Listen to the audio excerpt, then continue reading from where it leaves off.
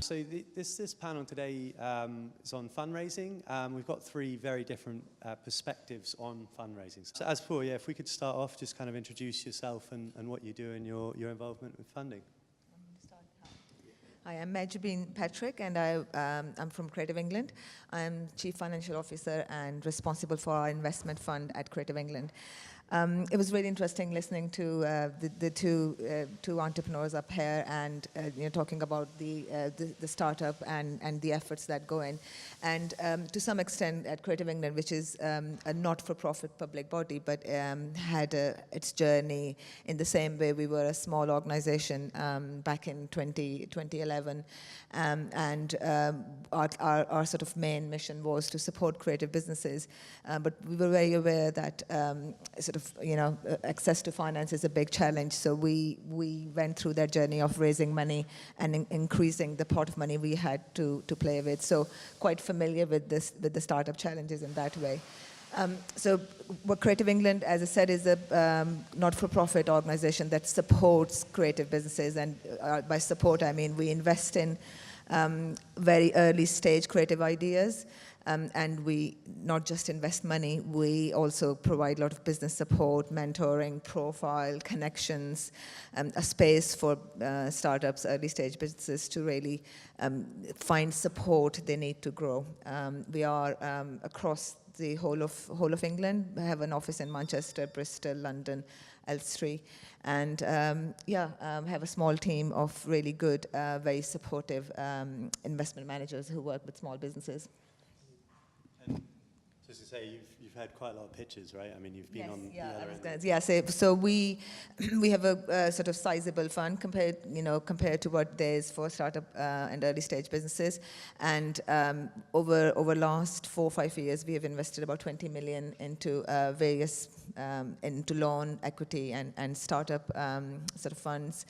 And we do get a lot of there's a lot of call on our money because there's a lot of good ideas out there, and finding early stage money is not necessarily that easy.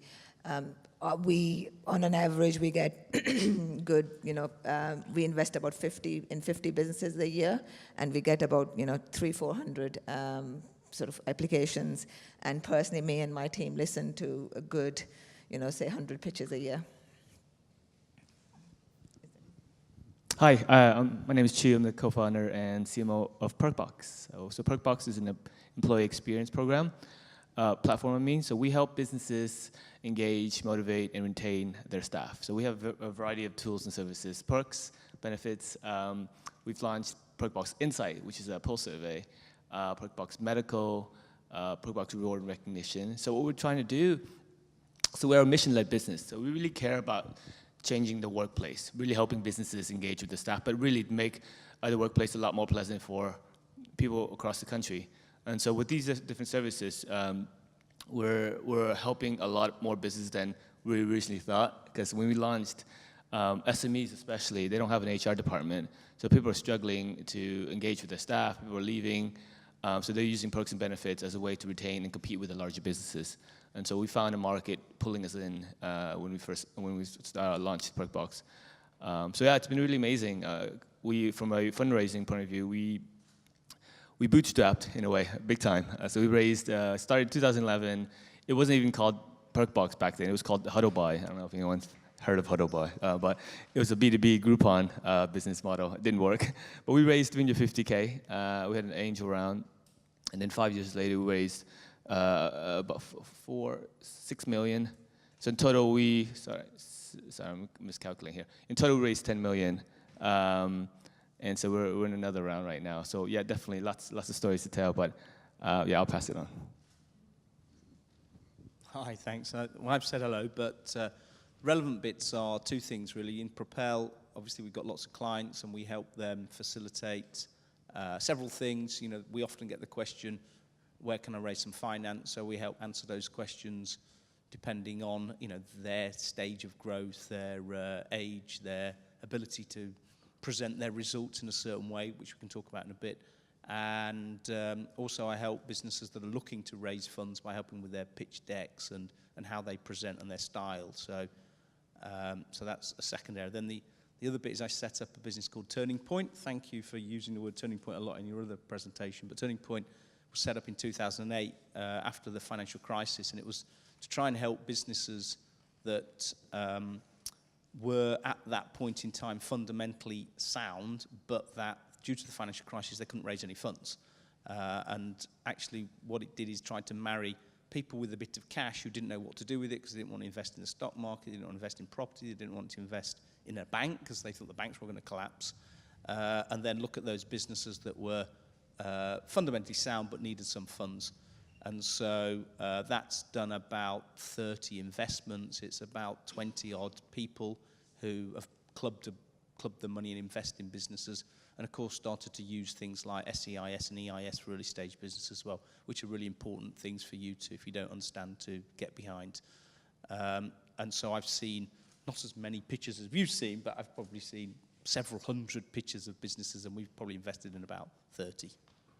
It's a great point about the tax release there. I mean, it really is sort of world-leading tax incentives for investors in the UK, and I think, you know, it's something we should keep talking about. So I think we came up earlier, the question of, you know, how do I build my network? And a lot of startups that have been through the pitch said, you know, how do I get in front of investors? So it'd be interesting to hear both, you know, how people have got in front of you, but then also how you've got developed those contacts, particularly when you don't have, you know, a lot of people don't start with a network. So, Mehj, if you want to start. Yeah. Yeah, I think Ed and Rob made a really good point earlier. I think you know, it's when you a new business, you're starting from scratch. You've got an idea, you're out there, and you're to a large extent on your own. So building a network of supportive people around you is really, really important. But it is quite hard. You know, networking is not everybody's cup of tea. But I think you, as a business, you have to put yourself out there, whether you're looking for money or you're looking for clients or you're looking for a profile. You have to do that.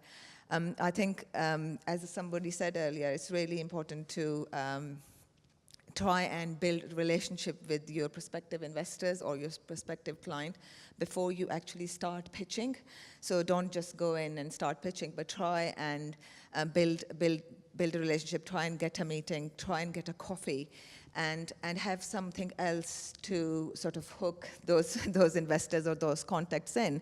There are quite a few tricks that you know, one can use. So, for example, just sort of going to an investor or a prospective client and saying, "I have a pitch for you. I want some money."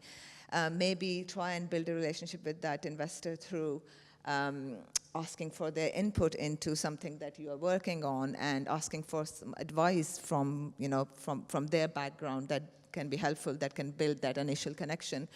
Another way is really, putting yourself out there, creating content that you might then use to sort of hook in investors and say, contribute to what you're, for example, writing an article or doing a piece of video. So try and, be a little bit more tactful in building those relationships and not be too sort of, maybe perhaps in early days, too sort of forthright with trying to pitch for money. Yeah, so our experience was they didn't invest in us from a product perspective. We weren't really clear. At the time, Groupon was really popular. It was 2011. They invested in us, the people. So I had my co-founder, his background. We met at Yahoo. His co-founder, my co-founder was sort of, his background is sales and biz dev. Mine is marketing. And so we really sold our story, like how we got to where we were in our careers, and so they invested in us. And so in terms of networking, I leverage a lot of digital marketing. So LinkedIn, really put a lot of content out. Make sure people know that you're a thought leader of some sort, that you know your stuff, right? And then that opens the door to your conversations. It's like, yeah, you wrote a lot about this, or you commented on that. It's just spare time if you online. And then when you meet them in person, you have some sort of context or something to talk about. Make yourself sound intelligent. Say, hey, look, I just wrote this article about this. I can send it to you. Is that all right? Things like that. It lists your profile. When you're a nobody, you need to become a somebody, and the fastest way is to do it online. Yes, you can do networking. And I was talking to one guy last night, who's my friend, but I was talking to him. So look, I tried to peel away from you, but I ended up spending 3 hours talking to you, and I could have been networking with 3 or 4 other people. It wasn't very time efficient. So yes, you do networking, but if you're time strapped, it's potluck. Sometimes you have a good evening, and other times you don't. So yes, do spend time networking, but as you guys know, time is so important. So when you do go out, make sure you know how to peel away from people. And so like, I need to meet 5 people tonight. So find a way to say, hey, thanks for your time, I'm going to move on, that kind of stuff, if you're networking. But really, do it online first. Just know the people you're going after, send them content, and then that makes it a lot more efficient. And it works both ways. You build your profile up. And so that's how we got to where we were. So we became known for SME marketing. So lots of from that initial stage, it didn't work out for us in terms of being a Groupon for businesses. But what we were known for was an SME for businesses. A sort of a gateway to SMEs, because we had like 200,000 email addresses of SMEs. And so companies like Pitney Bowes, Zipcar, iZettle came to us to do campaigns. So we were generating leads off the back of that. And that really opened the door to more business. So sets off that kind of profile. Okay, I'm going to be a bit contrarian and say a different thing, really, which is I think we need to distinguish between networking and marketing. And marketing, I get your point about how you go to market, and we heard 2 different businesses having 2 different approaches to market and learning what works for them. Vital you do that. Networking, to me, it's a complete waste of time. I find it's, you just kiss a lot of frogs, and I used to do that quite a lot, and you'd spend your time networking. At the end of the night, you go, where have I got? And often you've got nowhere. I think the advice would be, which I think is what Rob was sort of saying, you need to be a bit laser focused about this, and just actually be clear who you want to meet and why. Make sure you understand why you want to meet them, and then go and find a way of doing it. And I think if you're laser focused, given if we're talking to those people who are in early stage businesses, you're just not going to have time to do too much networking. If you do, you're not going to be focusing on what matters to your business. So I would suggest be laser focused and use that time very wisely. Add something just very quickly. And just another thing to add, I think, I agree. I think that focus is really important. But also, I think start early. That's really important. So don't wait until you have, 3 months or 6 months to raise the money. Start and finding those connections and finding those contacts early on. Even if you're not ready to raise or not ready to pitch your business for another 6 months or a year, make sure those contacts are established early on. Definitely. It'd be interesting if anyone's got a particular example of a cold approach that sort of stands out, maybe a startup trying to get in front of you for funding or another reason, or anything that you thought was pretty cool. I mean, we get that all the time, being sort of quite a visible public body that is, sort of supportive of small and medium-sized businesses. We get approached all the time, and it usually, you're at conferences or you're at events and you get approached. But what really is quite effective, I think, and others covered it, is LinkedIn. I think that's when I get some really useful pitches that I do look at, and some of them I'm happy to take forward, because I think that's a really good way of doing it. But I think, cold pitching or cold calling sometimes works, sometimes doesn't. It really depends on how you approach it and what works. But I mean, I wouldn't, however, discourage if somebody is confident enough and believe in what they have to offer, and are happy to go and sort of pitch their business. Good on them, and I wouldn't discourage it. But there are ways. I think LinkedIn is a good way of doing that. Brilliant. Anyone else got any particularly poignant examples? Okay, so we found in the bootcamp a real lesson was that kind of every time you go out to pitch, you get asked new questions, tougher questions, and you kind of learn the answers. And as you go through the process again and again and again, you just get better and better. So I think it'd be good to highlight kind of a couple of the tougher questions you've either asked or been asked. Something that maybe threw them off, or kind of that you could maybe help prepare these guys for. So I think, as they say, there's no tough question if you know your business really well. If you know it inside out, you will be able to cover most of the tough questions. And also, I think the toughness of the question really depends on what that business is weak on. So if as a business, I know that going in, I'm not very good at sort of the finances, or I'm not very good at sort of my marketing strategy, and the questions that come to me for those areas will be the tough question for me to answer. So the toughness of the question really depends on where the business is, what the gaps are within that business. And investors these days, especially those who do this for a lot, are quite clever, and they pick on the weak areas, and they then sort of hone in and ask tough questions on those weak areas. So the thing for the founder or entrepreneur to do is to recognize what are those weak areas. It's a startup; they're not perfect. It's going to take time for them to get everything sort of done properly. So don't be too sort of worried if there are weak areas. Just know them and be prepared to answer how you're going to address those gaps. So in terms of tough questions, I think one thing that from my experience I find is, just as an example, I find some founders, or I wouldn't say all of them or majority of them, but a good number of them come in but may not have such a good grasp of their numbers because somebody else would have done it. Because as a startup, you're doing one person, and you're doing a lot of stuff by yourself, and you're getting help. So when I ask or dig down into those numbers, they find it quite tough, because if they haven't done it themselves, it's sort of sometimes trips them up. Can I just, while I've got it, so the standout one for me was a guy came in and he started his presentation and he said, and look at this, here's my numbers, look what we're going to do. And the first thing one of the investors said is, doesn't add up. And he went, what? He said, no, look, that plus that plus that doesn't add up. He went, oh, shit.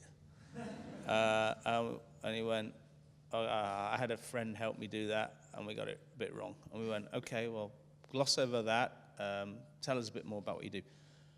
And at the end of it, we all absolutely adored this guy because he managed that situation. His true personality came out once we got past that. And we ended up investing in him. He's our best investment, and it's a business called Hoob, H-U-U-B. It's, if you're into triathlon, it's wetsuits. The Brownlees use the wetsuits. It hadn't started. He went and brought us some prototypes a few weeks later, and it's just been absolutely tremendous. It's a multi-million turnover business now, not quite at Trunky level, but catching you up. But and why did we invest in that? We invested in that because of him. We invested in it because of the people. And I can only ever say, I really think, it's about you, your personality, and getting across the true self. And anything else beyond that will get found out. So you might have the odd mistake. And we love hockey stick presentations as well, because everybody comes in and says, look at me, I'm going to do this, this, this, this, and then I'm going to go, wow, and we get fantastic. So we just discount that, say that'll never happen. But if we can see that the person, and nearly every pitch we've had that we've invested in has ended up being completely different in some way to what they pitched. But the good people have adjusted and changed and adapted and ended up with a business that does something slightly different. Fine, we accept that. We accept when we invest that's going to occur. So I guess what I'm saying is don't get too caught up in it. Make sure the true you comes out. Make sure you've got a really well thought through business idea. You can stand behind it, and then, the world's your oyster. Yeah, totally, I echo that. So we get a ton of hard questions all the time, And the point here is not to be good at it in terms of trying to predict everything and be perfect at answering every question. The trick that worked for us was to show them that we are resourceful. If I don't know the answer, I know someone who knows the answer. I can find the answer, or can help do whatever, help. Someone can help me, right? Get what we need to get. So as a co-founder, as a business owner, your job is to manage resources, right? And if you're really good at managing resources, you will be successful. So if that resource is yourself, great. Invest in yourself, know everything you need to know, but it doesn't have to be yourself. You know, when I started out, I had 5 people work for me out of the Philippines through Upwork, and I said, look, I have a team of 5 people, you know, they're all really good. So I made it sound like I know what I was doing, but I was very resourceful. I didn't have to hire 5 people in London, but I got the job done, right? So I think that's the way you need to come across. And secondly, have passion and show the passion. So look, I will get it done, believe me. I'll find a way, you know. I believe in my mission and this vision so much that you cannot go wrong. And I think that's really the message that you need to kind of leave them with. And yeah, they probably forgot what answer question that I asked you to begin with. But if you leave them with that kind of feeling, it really holds a lot of weight. Brilliant. We've got a bit of time for audience questions again, if my helpful assistant. What's the most peculiar pitch that you've either received or delivered? Mej, you must have seen. I'll pass on this. Well, because, you know, I would say the way that we are set up, I think we'll get pitches from mostly creative businesses, tech businesses, digital businesses. So we don't get wacky pitches. We don't get people coming in and saying, I'm going to sort of, you know, set up some, you know, company to discover gold or whatever. We don't get very wacky pitches.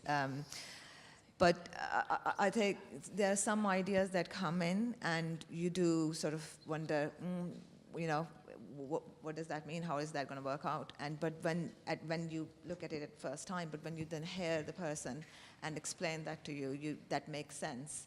So no, I can't think of a wacky pitch, but I have heard a lot of pitches that don't make sense when you just look at them on paper, but when people come in front of you, they make more sense. Yeah, I never dismiss anyone when you come in, because, you know, the niche and the unusual are often the best places to be, because they're the places that other people haven't been, you know, so it's worth trying. I think the bits that really irritate us is when somebody comes in and says, I'm going to sell this quickly at that margin, and they've not done any research to prove or demonstrate or understand it. You know, Rob talked about price points of £25, and with the research, I understand that. We get people coming and say, well, of course, I'm going to sell it at 250 because I'm going to put, I don't know, a bit of branding on it. And you go, well, does anyone do that? No. Why are you going to do it? What margin are you going to make? And they're just lacking any credibility or substance. And it's those things that irritate us, really. And they're the ones that get relatively short shrift. So I think it's about what you say and how you say it, rather than being a bit wacky when you come in. Don't mind. We've had all sorts of interesting people, but they're often the really interesting ones to follow as well. I think not really. Go on. Chieu, I've got any other questions? Chieu, I've got a question for you. This one's for you, Chieu, so over here. Sorry, right, yeah. So you mentioned that you're going through another round at the moment, and you've been through the kind of early stage, the seed round at 350, and you've raised a few million after that. What was the toughest investor meeting that you had to go into? Because when we were running through the boot camps, one of the key points was that getting up on stage and pitching like this, like we're going to do this afternoon, other than the demo days, is kind of fewer and far between. But these kind of investor meetings, actually going in and seeing these people, what's the toughest one that you and your co-founders had to sit through?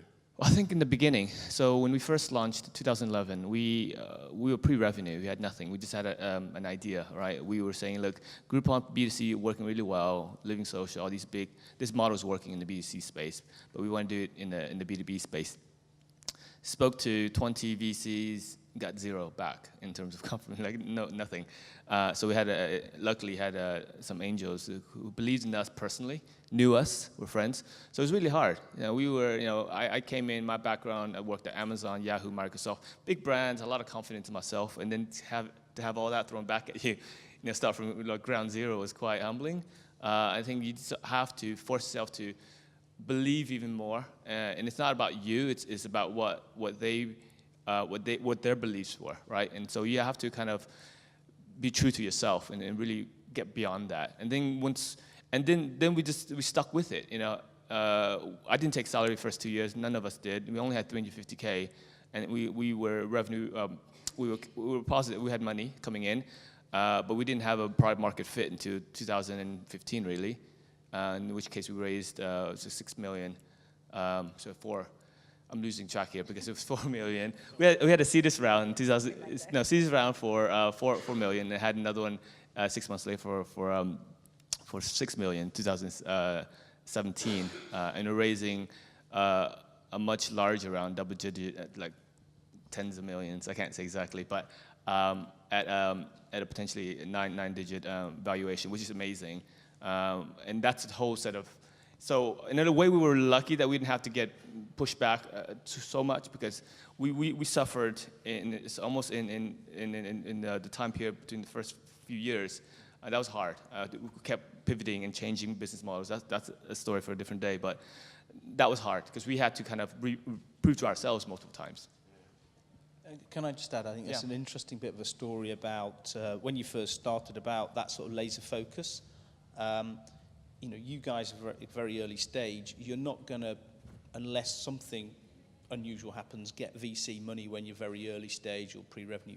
You need to therefore be thinking about where your funds are going to come from. And we heard lots of stories, but you know, angel money is there, but do you want to give away equity? If you're not going to give away equity, you're going to have to think about personal money, friends and family, what other assets, be careful about your house, all those sorts of things. But, you know, in the early days, the banks aren't going to be there, but of course you've got the new sources of sort of crowdfunding, which maybe some of that might help you. There's lots of choices, but you need to understand the stage of your business and when you're right for different types of finance. Obviously, once you get a track record, if you've got some assets, you can start to get into invoice discounting and those types of things, asset-backed finance. But there are pitfalls in that. You know, you have to be careful that you understand what that means. You understand what, if you default on that, that can do to your business. So I really encourage you to understand each aspect and don't just think that someone's going to give me money, that's the nirvana, because it might be the biggest mistake you've made as well. And be precious about your equity, guys. You know, don't give away equity if you don't have to. That would be one of my top tips as well. Yeah, absolutely. Just to go on that one, Mark, sorry, over here again. Sorry, stand under the lights. So, from that kind of raising kind of finance view, and certainly from your kind of view as an investor as well, and having invested in businesses, is that something that you look at to see whether or not the entrepreneur of that startup has looked at other forms of bringing finance into the business almost before they come to you as well? Is it one of the hygiene points that you make from an investment perspective? Yeah, I want to know that they're savvy and smart, and so anyone who's offering to give away a lot of equity, you're very nervous about them in the first place. Anyone who's giving away equity when you think you could have debt financed that, you're thinking, why would you do that? It just feels like they're not business savvy, and therefore you're thinking, should I really be investing in that person? So, you know, you put yourself in their shoes, a bit like someone said earlier, think like you're a customer, but also think like you're an investor and investee. And if, you know, I wouldn't want to give away equity unless I had to, so I'd be looking for other forms of finance, but I'd have to understand the risks of that form of finance. But yeah, you've got to be smart. Brilliant. We've probably got time for one more for a particular person.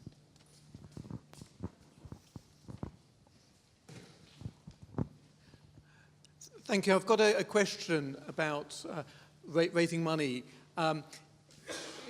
There's one aspect raising money, but then one has to actually decide what the valuation of the company is, of your company is, in order to decide what percentage to actually to give up for that fund. Is that a science or an art? And what I have particularly in mind is a business which may be highly scalable, but in the early stages, one's really concerned with building a brand and establishing the presence, so you don't necessarily generate the early revenues. Yeah, I think we've probably got time for one person to answer this, so I don't know who's... Sounds like a technical response. Okay, well, yeah.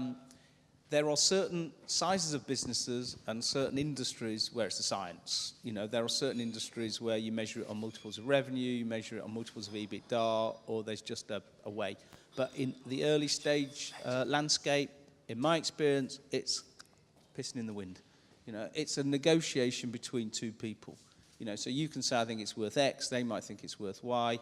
At the end of the day, I always try and say it's a bit of an irrelevant conversation eventually, because if it's a good business and they need some finance to help them grow, find a reasonable settlement and go for it. You know, so it becomes a negotiation between two parties. You know, and if you become too recalcitrant in that, then you might miss the opportunity to actually make your business work. So early stage businesses, it's an art, you know, it's guesswork.